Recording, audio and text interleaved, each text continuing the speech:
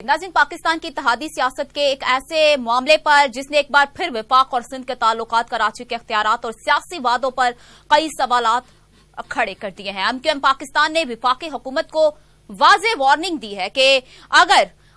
लापता कारकुनों की बाजियाबी और आर्टिकल A140 और सिंध की गवर्नरशिप और कराची के लिए खुसूसी अर्बन डेवलपमेंट पैकेज समेत उनके मुतालबात पूरे न किए गए तो वो स्पीकर कौमी असम्बली को खत लिखकर अपने अराकीन के लिए ऑपोजिशन बेंचों पर नशस्तें मांगेंगे। तो दूसरी तरफ पीपल्स पार्टी से सियासी दबाव और ब्लैकमेलिंग करार दे रही है। सवाल यह है कि क्या ये वाकई कराची के हकूक की जंग है या इत्तेहादी सियासत में ताकत के तवाजुन की नई कशमकश। और अगर एमक्यूएम वाकई हुकूमत से अलग होती है तो इसके असरात सिर्फ वफाकी हुकूमत तक महदूद रहेंगे या सिंध की सियासत भी एक नए मरहले में दाखिल हो जाएगी। शेख साहब, मैं ये पूछ रही हूँ कि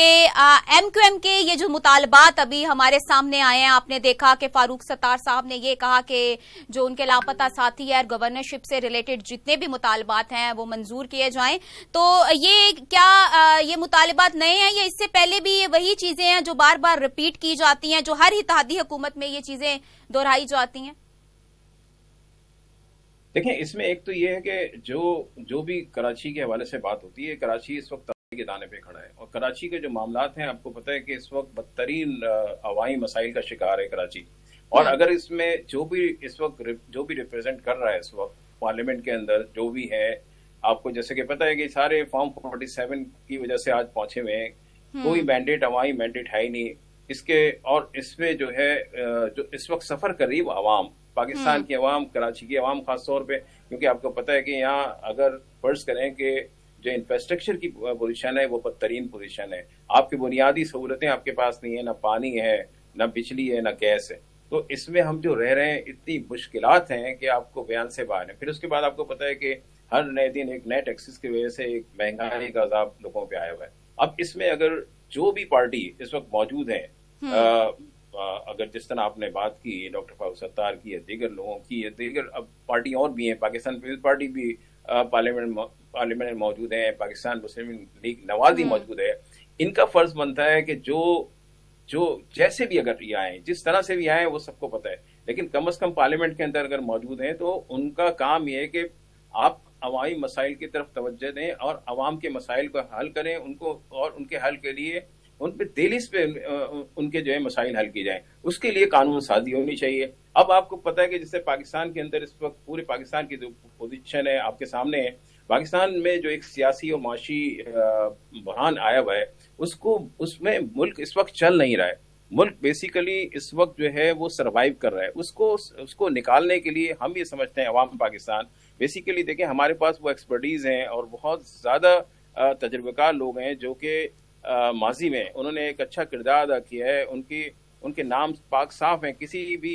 एलिगेशन में नाम नहीं है, किसी करप्शन में नाम नहीं है। तो हमने नई पार्टी का जो क़याम भी लेके आए हैं इसी वजह से कि अब लोगों की जो नज़रें, अवाम की जो नज़रें हैं वो ये चाहती हैं कि इन बड़ी दो पार्टियों ने जो कुछ किया है, आपको पता है कि बारी बारी बना के मुल्क को लूटा गया है और अभी तक लूटा ही जा रहा है। तो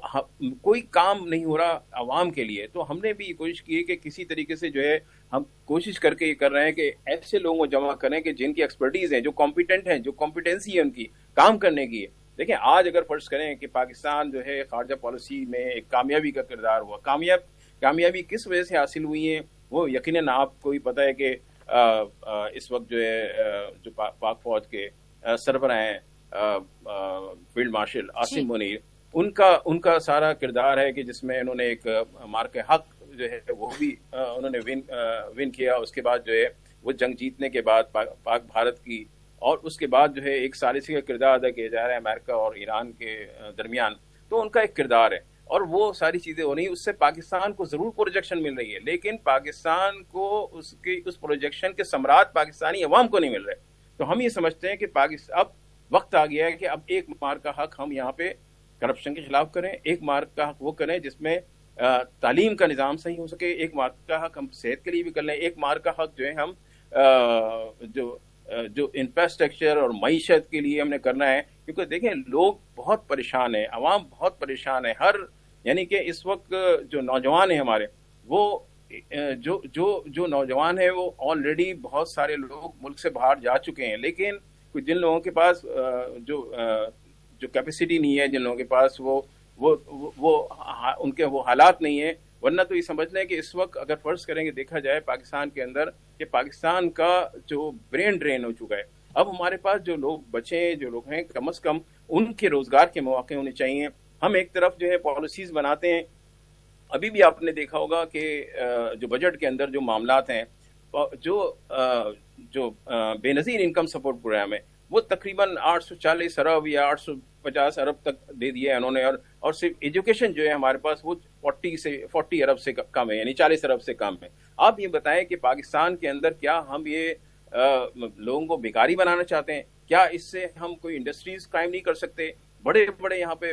लोग बैठे हुए हैं, बिजनेसमैन बैठे हुए हैं, उनसे मीटिंग होनी चाहिए कि ये जो है आप जो है कम से कम इन पैसों से इंडस्ट्री कायम करें ताकि माशी तौर पर लोगों को माश मिले, बेरोजगारों को रोजगार मिले। ये कौन सा तरीका है कि जहां पर हम कराची में रहते हैं? मैं समझता हूँ कराची में जो आप अगर हालात देखेंगे तो इस तरह के हालात हैं कि लोगों ने दस्तरखान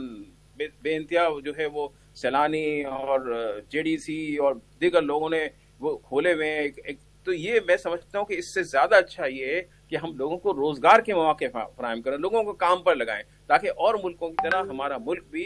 तरक्की करे। क्योंकि पाकिस्तान की तरक्की उस वक्त तक नहीं हो सकती जब तक कि हमारी पॉलिसीज सही नहीं होंगी। और मैं इस वक्त समझता हूँ कि पाकिस्तान की जो तरक्की का जो वाहिद रास्ता इस वक्त है, वो हमें एक तो ये हमारे पास जितने भी पाकिस्तान में सूबे हैं उनका साइज ही बहुत बड़ा हो गया और आवाम से वो बहुत दूर हो चुके हैं। तो हमें ये चाहिए कि पाकिस्तान, अगर हम चाहते हैं कि पाकिस्तान तरक्की याफ्ता ममालिक में शामिल हो, तो हम एक बेहतरीन इंतजामी यूनिट की तरफ जाएं। और नए सूबों की हम बात करते हैं या हम कहते हैं कि एक मुल्क के अंदर एक गुड गवर्नेंस कैसे आएगी? तो गुड गवर्नेंस इसी तरह आएगी कि हम एक ऐसे निज़ाम की तरफ जाएं जहां के पाकिस्तानी अवाम को जो है वो उसको रिलीफ मिले। जिस रिलीफ की जो रिलीफ नहीं मिल पा रही, स्ट्रेस हो गए लोग। अगर आप ये देखेंगे तो लोग या दो चीजें हो रही हैं कि हार्ट अटैक हो रहा है, लोगों की एक बदतरीन सूरत हाल है। तो मैं समझता हूँ कि इस वक्त पाकिस्तान के अंदर ऐसे लोगों की अब जरूरत है, ऐसी पार्टी की जरूरत है कि जो आकर इस निज़ाम में रिफॉर्म लेके आए। क्योंकि हम जब तक निज़ाम को तब्दील नहीं करेंगे, रिफॉर्म्स लेके नहीं आएंगे, और अवाम को बताना है हमें कि ये रिफॉर्म्स के बगैर अब कुछ नहीं हो सकता, चेहरे बदलने से अब कुछ नहीं हो सकेगा अनटिल अनलेस हम इस निज़ाम को तब्दील करें।